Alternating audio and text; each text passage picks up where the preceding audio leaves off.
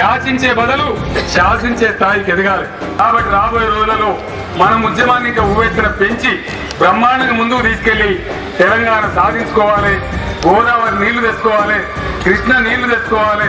అందరం కూడా కడుపు నిండా పెరుగన్నం తిని కంటి నిండా నిద్రపోయే ప్రశాంత తెలంగాణ సాధించుకోవాలని చెప్పి మనవి చేస్తూ